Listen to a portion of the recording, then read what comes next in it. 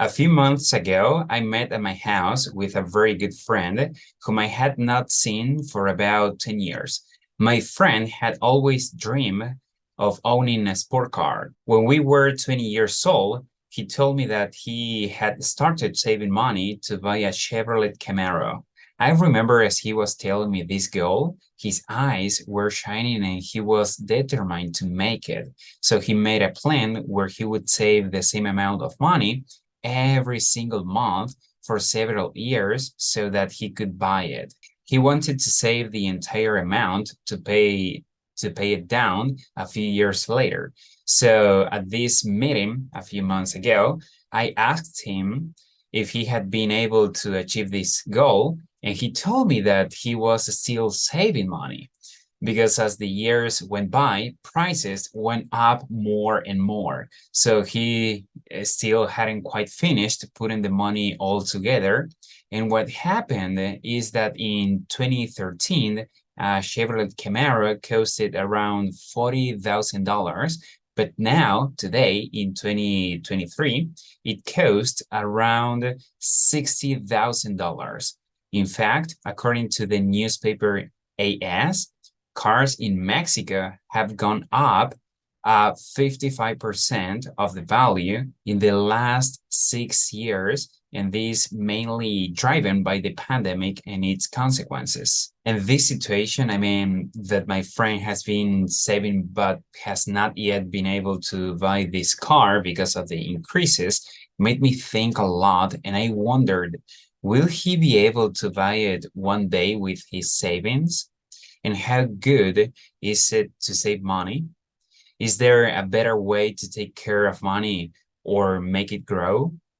These questions led me to investigate the reasons for price increases in order to understand them, but mainly to look for other options than just saving money.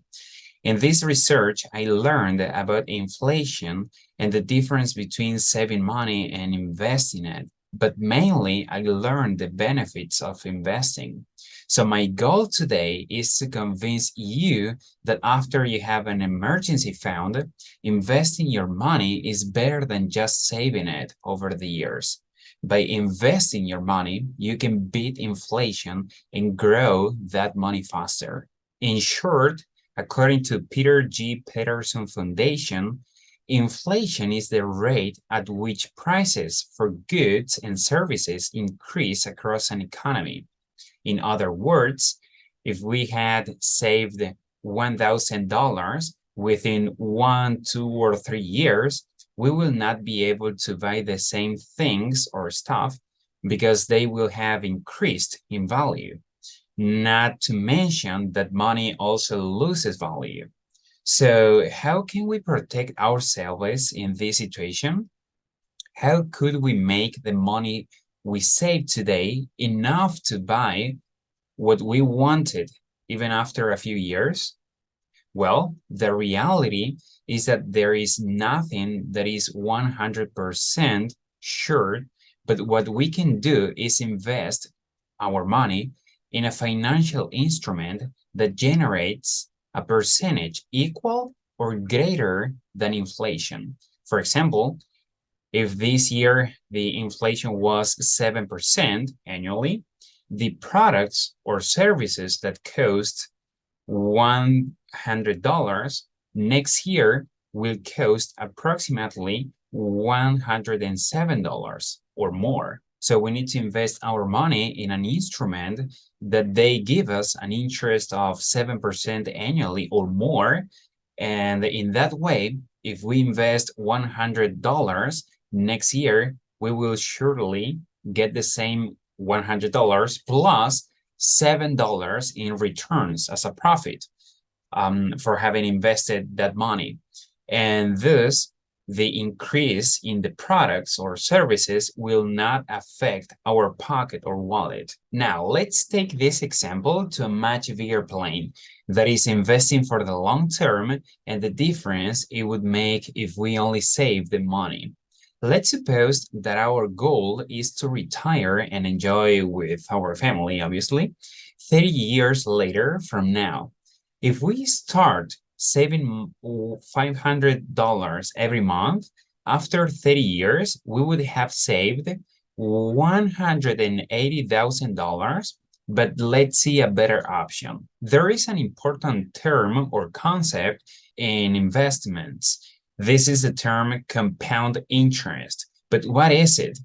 According to Karen Bennett in her article, What is Compound Interest? Compound interest is the interest you earn on interest. In other words, if you invest your money, it generates profits.